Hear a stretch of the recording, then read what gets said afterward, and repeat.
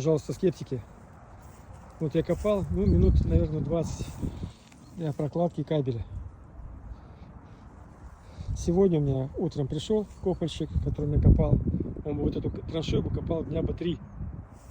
Ну, к сожалению, с Будуна пришел. Сам себя уволил, так сказать. Здесь вот мне упала, смотрите, какая глыба. Вот сейчас бы целая эпопея была бы, чтобы вытащить вот эту глыбу. Вот, пожалуйста. Всем скептикам. Конструктор, не конструктор.